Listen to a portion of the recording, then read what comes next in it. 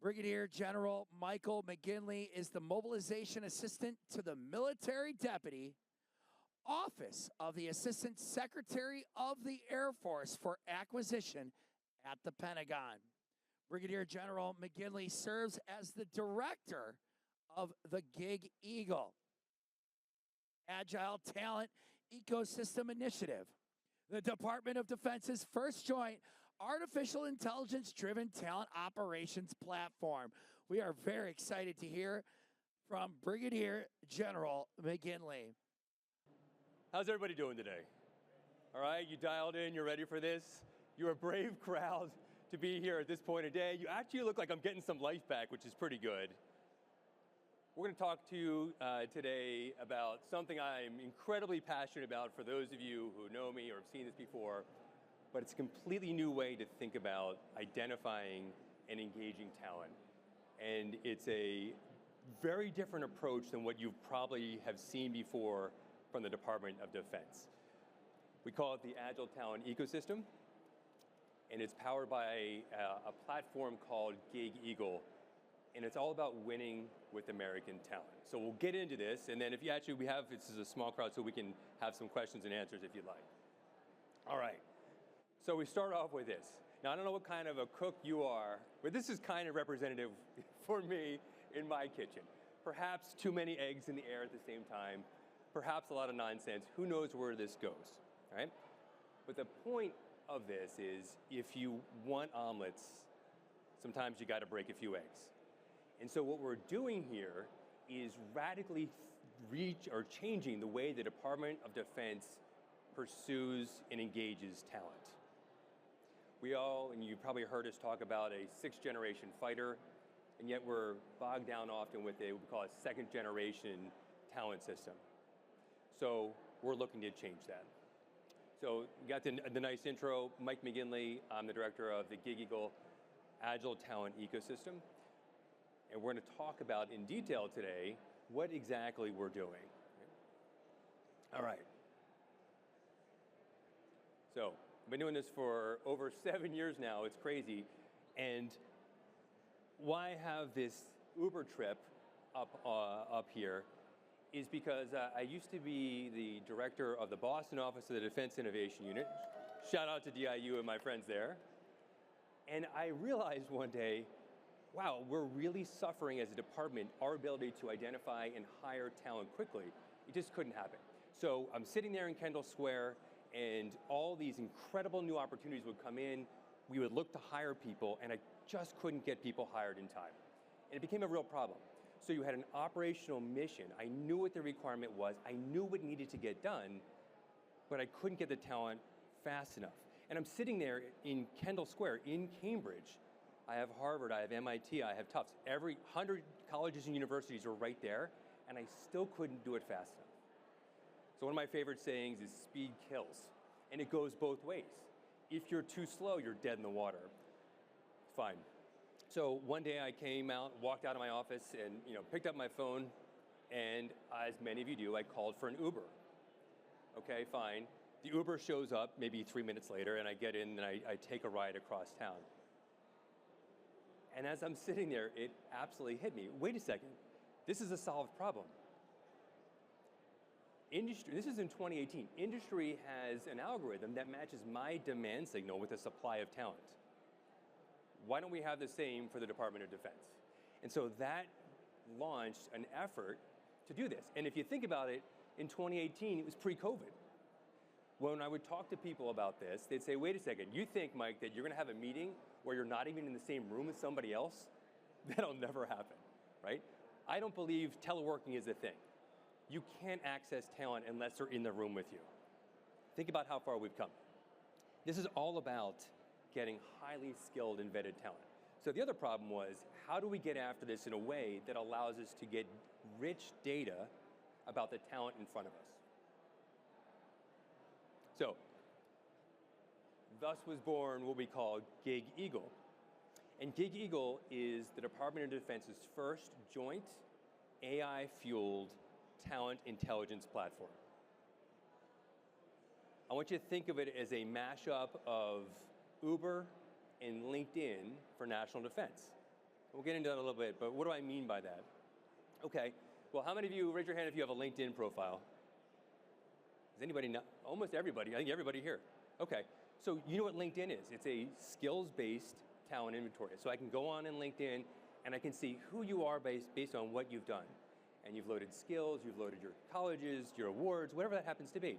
So I know something about you. Well, isn't it also interesting that everybody here has a LinkedIn profile? Nobody made you do that. Why would you do that? Why would you put that information, that personal information there in the public sphere? So you start thinking there's a psychology to this. You're incentivized to do so. And you're incentivized because you think, if I do this, maybe there will be a reward for me. There's a carrot at the end of this. Maybe I can get a good job. Maybe I can get to speak on a stage someday, right? But you do it. And then when you think about Uber, what makes Uber or Lyft work? It's that it's an efficient, easy to use market that matches supply and demand. So what would happen if you could fuse the two? A rich skills-based inventory and then an efficient marketplace that allows you to access that talent when you needed it. So that's what we were coming after. And we talked about this, and this slide is actually a year and a half old now. We talked about this golden age of collaboration. I mean this. We're on the doorstep of something truly remarkable in our ability to identify and engage talent. The best way to think about what we're doing is through user journeys. And there are three that I'd want to call to your attention today. At the high level, we think about the headquarters and the headquarters function. At the second level, it's the organization that's requesting talent, that needs talent. And then at the bottom level, or the third level, would be the individual's perspective. So we're thinking here is, how does someone in the Department of Defense solve a national security problem? That's what we're trying to solve. So at the headquarters level, what if I could offer with unbelievable depth, a set of analytics that lets headquarters function know who they have on their team? And what's awesome here is that it can scale, not just a specific unit, but you can take it out to an organization or to even a service. So now, if I'm thinking, and I'm a member in a headquarters function in the Pentagon, I need to understand how many acquisition officers I have, how many pilots, how many people are experts in understanding what happens when lightning strikes a fuel truck. That's the level of precision that we can have. What it also lets us do is to say, okay, can I understand which organizations are calling for talent and which organizations are providing that talent? And so what that allows you to do, think from a headquarters level, is global force management. I understand supply and demand at a macro level in a way I never could before. And the way I'm able to do that is because people have created profiles like all of you have, and they have very quickly uploaded their information in a way that's now accessible to everyone above, right? So the concept is easy. They can log on. Right now, they would use their military common access card. It takes about 30 seconds to create a profile. Then they can download their resume or their CV. They can even download their PDF LinkedIn profile, and we hoover it right in, and the system takes care of the rest.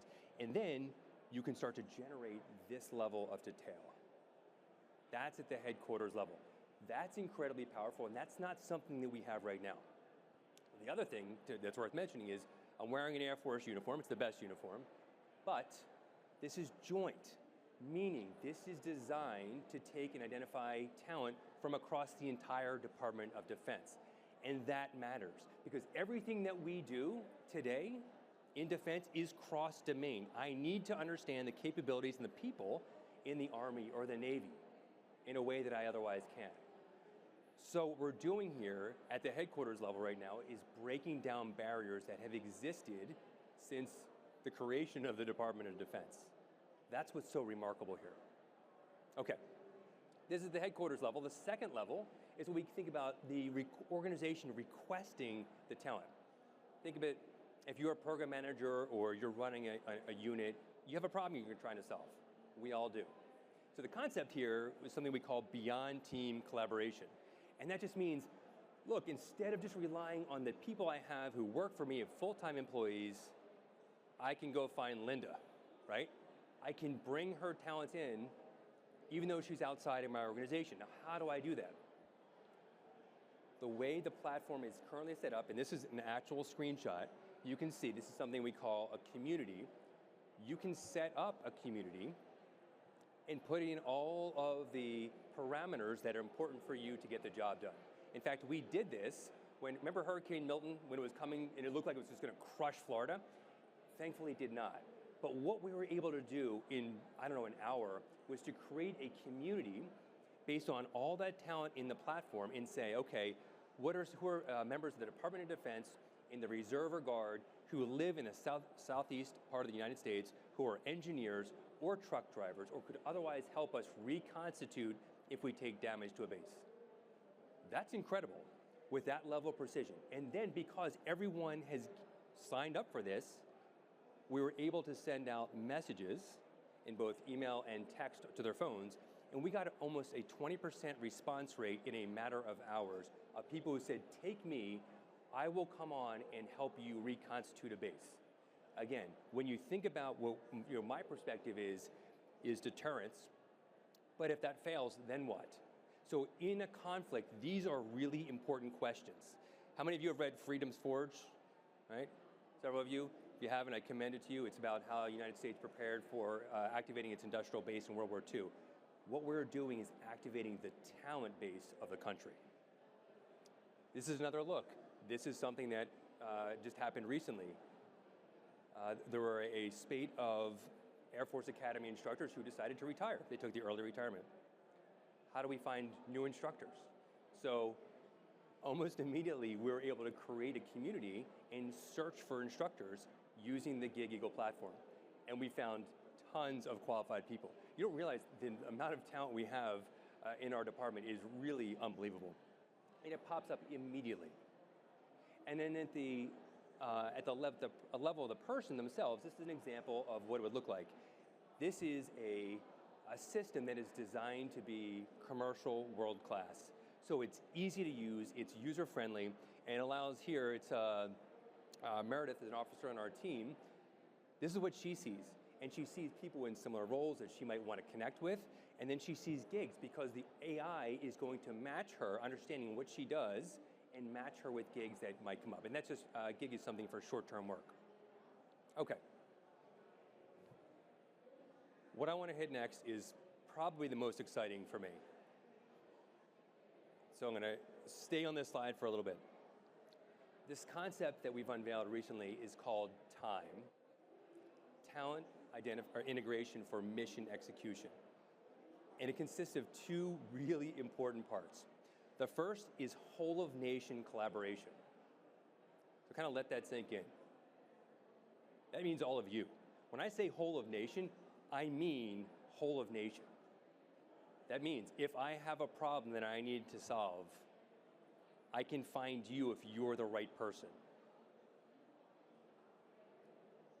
Agentic teaming is a concept that I've introduced that changes the way we go about building those, or identifying and engaging the right people.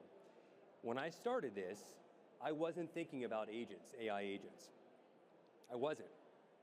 The technology, as you know probably from the fact that you're here, has improved so much even in the last year that we have a new initiative. This agentic teaming, I'm going to walk you through this, works somewhat like this. Again, I have a problem that I need to solve. Has anyone here used Gemini, ChatGPT, Anthropic? Okay, so it's the same thing. I put in, this is the problem I am trying to solve. I can even use my two-finger typers. This is it, natural language. By using multiple agents, what we will be able to do is to have one agent break down my request. Okay, Mike, you are looking to manage this acquisition program. What does that really mean? Maybe I need somebody with specific technical experience. I need an engineer. I need a logistician. I need a pilot to understand exactly what we're going to do with this. I need a program manager. That's the power. What we are doing is not a one-to-one job match. the department is leaving those days in the dust. What we're thinking about is how do I dynamically create a team using AI agents that finds the right people and engages them and pulls them in, pulls them together, and then once they accept, kind of like an Uber, so if I say, okay, who can help, and someone who wants to help, let's imagine this, who wants to help me on here? Raise your hand. Who wants to help? All right, 1, 2, 3, 4. Okay, 4, you 4, right? Stand up so I can see you. All right, so what I'll say is, okay, you're my pilot, you're gonna come up with, I'm gonna go, I have to fly a mission, let's say to Australia.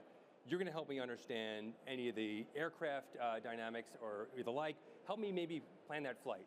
But here's the thing, what's your name, Keller? Keller, all right, here's what Keller's gonna do. Instead of me saying to Keller, write me a paper, because Keller has another job, right? This is for short-term work. He's not gonna do that. I say, Keller, do you have a phone? He has a phone, okay. Keller, I want you to take a video of yourself talking and telling me how you would plan this mission. Keep it to under 2 minutes. He says, exactly, boom, there's one. All right, so now we have a logistician over here. Maybe we have a program manager over here. What do you think, what's left? Maybe a linguist? What languages do you know? I need to speak any languages? Spanish, okay. Muy bien. All right, so what each of you are now, you can all sit down. What each of you are gonna work on, thank you, is something that is reflective of your skill. You're going to be able to focus on that. Maybe you decide to actually write, you're like, I'm an amazing writer. I'm gonna write you a 1-page executive summary. Please show you to get you started. Maybe it's a PowerPoint, maybe it's a slide deck. I don't know and I don't care. You have that option. But what the AI does is matches you to that component that matches your skill set. And it tasks you. This is not hard. This is your due date. This is the deliverable I need. Make sure you hit these minimum points. You do that, and it brings it in. And what happens when it gets in? Another agent says, okay, now essentially I have all of my sources that my language model will look at it, so it's not gonna go outside and spread this to the world. It aggregates them, it synthesizes them, and then it gives me a product. So what we are doing here is using AI agents not to give me specific substantive answers that kind of freaks people out sometimes. I'm using it to turbocharge my connection to real people. That's the twist. We've never done this before. This is new. This is different. Then, when you combine that with whole of nation collaboration, my head explodes. I now have the ability to reach out to other members of the federal government in different agencies, to academia, to risk capital, to members of industry. I can bring them in through something that's called, it's on law today, the standby reserve. You could join as a standby reservist. You don't have to wear a uniform. You do not have to take a drug test. You do not have to do a PT test. You're more than welcome to, but you don't have to. But you can contribute, because as an Air Force officer, all I care about is getting my mission done. That's it. If you can help me get my mission done, damn it, I want you to do that. I want to break down the barriers that have precluded you from doing that in a way that is at the speed of mission. That's what's different. Keep saying this, this has never been done before. This is very bold, this is very big, but it can be done. The technology exists today to do this. All right. You can't sign up unless you have a CAC, but you can take a look at the website to get a sense of where we are. I love this. This is about you. All of this is about you. We succeed as a country, as a nation, if you're involved. Think about breaking down the barriers between people wearing the uniform and people who are not wearing the uniform. From a policy perspective, from an engagement perspective, from an accessing American talent perspective, this is what GigEagle and time is all about. So, thank you for your time today, and happy to talk afterwards.